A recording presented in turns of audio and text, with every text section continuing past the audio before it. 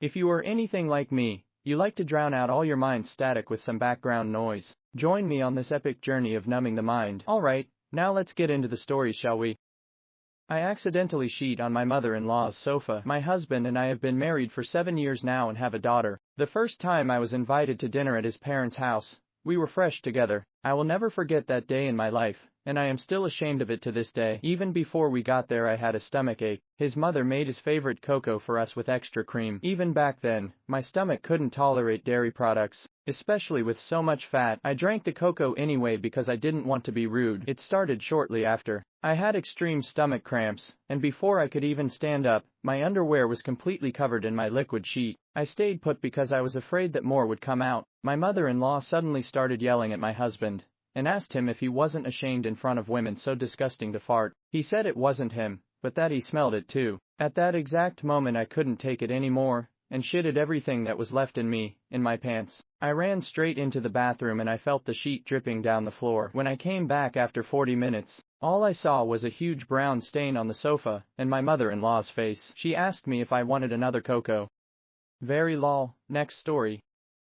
My childhood friend escaped from her religion. I moved to a small town in mid-Ontario in Canada, when I was 11 or so, and immediately fell into the angst that all teenagers develop into. And the first person to befriend me and combat my negativity was my friend. I'll call her Autumn, and she challenged me on so much things. She was always kind, always patient, always trying to look at things from a different perspective, and most importantly to this, she was Jehovah's Witness. Her family was nice, never rude to me, the first people to actually invite me over for dinner, invest in me as her friend, and she was always receptive to things. I'm Native American and live on a reservation, and in exchange for her visiting our celebrations of powwows, I'd go to her religion's hall for their events. I'd exchange, happy birthday, since she wasn't allowed to celebrate holidays, and events with a, I'm happy you're alive today, secret bypassing, and I think I was in love with her, or just in love with the fact that she was just who I idolized as a good and conscientious person. We would debate on certain things in high school, but always in a respectful way. She'd say it's dishonest and rude to lie to children that Christmas exists and Santa's real, and I'd say it was immoral to not accept blood if it could save your life, or your family members. I was a year older than her, and as I was graduating to leave our town, she started to question a lot of aspects about her faith. She never confided them in me, or our mutual friend that I'll call Summer, who was her closest, and female, friend. Autumn always had this aversion of friendship with me, in some way that related to our genders. She was expected to marry off further into her religion just as her parents did and as her parents' parents did. Her closest friends were off in a Jehovah's Witness community, somewhere in, near Brampton, and they were all integrated together, all raised together, all took their summers together in some retreat, and Summer and I would think of it as a cult. How it negatively impacted Autumn, how it altered her way of thinking. I could weave in and out of my culture freely and without ramifications. She couldn't. I never thought she'd be able to. The last time I saw her was the winter of 2014. She worked at our local Canadian Tire for the summer, and I hugged her. We used to exchange CDs with one another of music we thought the other would like. I hugged her,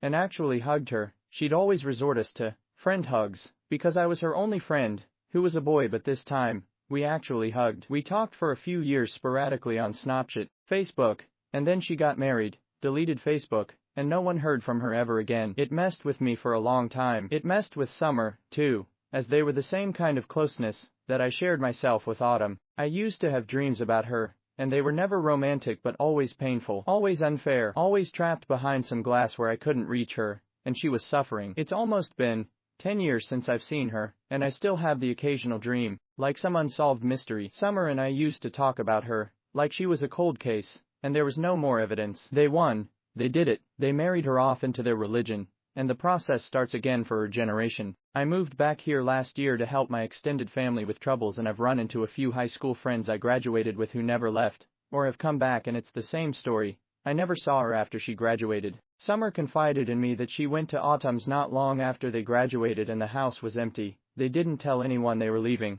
They just left. The parents left their jobs around the time Autumn got married. This morning, though, I asked my coworker who's lived in this town for 50 years if she knew them, that family, and she said such a simple phrase, as she was handing me paperwork. Yeah, that girl married another boy in their little circle and escaped their families. She married him to get away from them all. I've been sat here since she told me that an hour ago in this weird state of bewilderment and joy. So much relief, so much grief. I can't stop thinking about How wrong we were. I used to have such morbid thoughts about what could have happened to her. Some breeding cow for some gated, religious cult community somewhere out there, trapped like it's the Handmaid's Tale or something. She ran. She didn't confide in me, or Summer, but she confided with somebody else trapped just like her, and they got out together. I asked my co-worker to elaborate and she said that they worked at the same bank and around that time, the mom was in a frenzy and quit around that time to try and save her daughter, and then she never saw her again. I've wanted so badly for years to talk to her, to plead with her to run, to ask if there was anything I could have done to save her. She never needed saving. She was never trapped behind a glass. She was just living her life the best way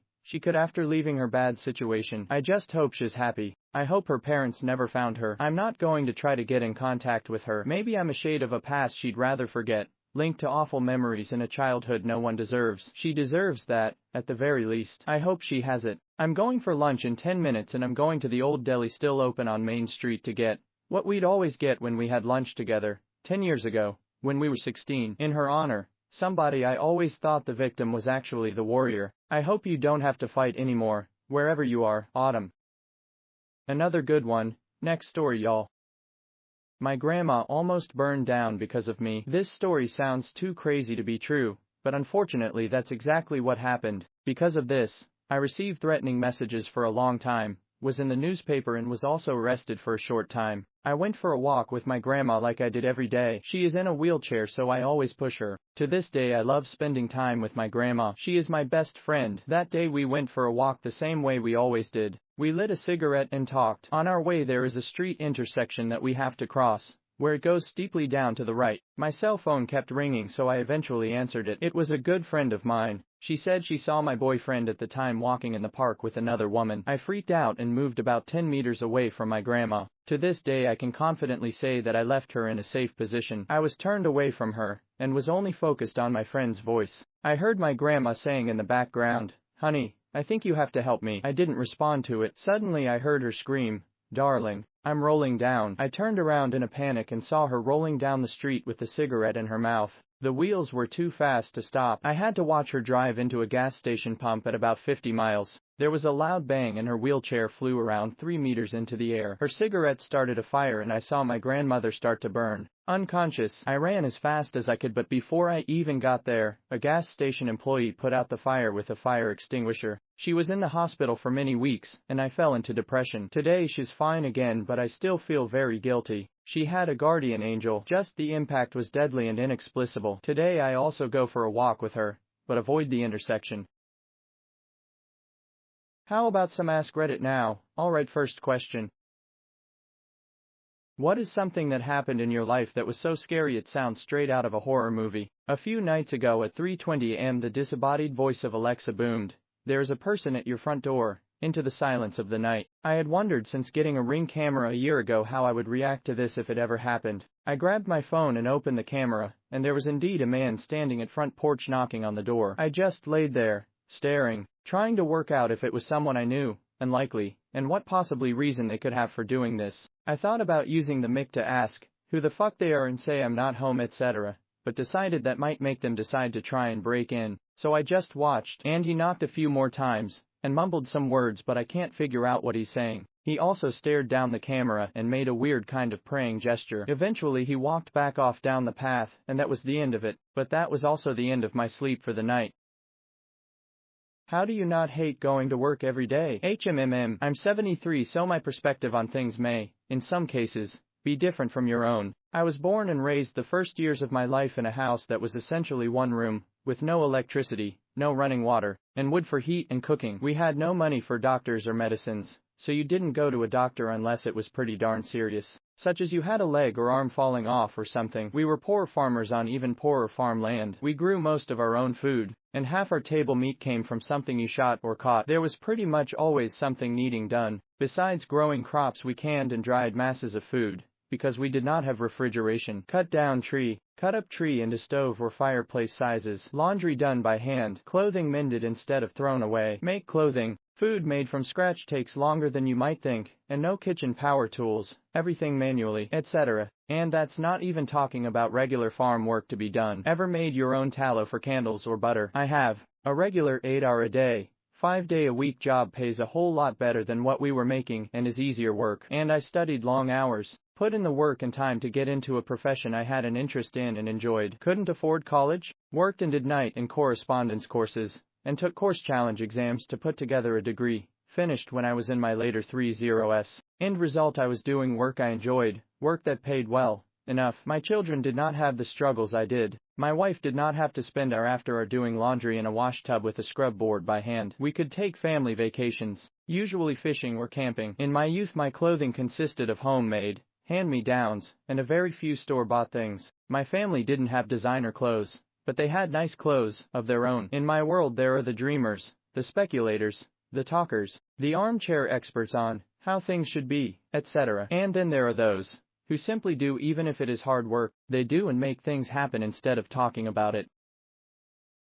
What was your biggest, most regrettable? It's not a phase, Mom, it's my life, that, in fact, turned out to be just a phase and not your life. When I was a teenager, early 00s, I was waiting for my mother to pick me up, and was wearing one of those shitty sports wristwatches. It was itching me, so I took it off for a second. But then she arrived, and because I was struggling to get it back on my wrist, I looped it around the equally shitty chain I had around my neck in a rush to get out the door. My mom asked me about it in the car, and I told her this was my new style, and I planned to wear it like that every day. She rolled her eyes. I wore that watch on a chain around my neck every single day, for 3 years or so. There are even professional family photos where I'm wearing it because I refused to take it off. One day, the chain broke and I lost the watch. I was in high school at that point anyway, and it was a major lady repellent, so phase over. Next answer. I have a real whopper. I loved anime as a teenager. This was in the 90s, so it wasn't that mainstream yet. Because I had no interest in anything else, I took a year of Japanese. Then because I still had no other ambition or interest, I signed up in the military to go to Japan for 8 years. Got out, went to college, and because I still didn't know what I wanted to do, I studied Japanese. By this time, the interest in anime had worn off, but learning culture and history was cool. So, I went to college to learn Japanese as a major. 6 goddamned years, a ton of core classes, and not a single interest in any other thing. I was done with the Japanese language at that point, but because near the end, my class literally couldn't be run without me, I stayed. I stayed because I felt like it would be a waste if I changed it, like everything I had done up to that point was a lie. Here I am with a degree in Japanese language, history and culture, and I'm not at all interested in it anymore. I'm looking for a real job. Have been since I got out of college, but for now I work for a temp company, for a Japanese air conditioning company.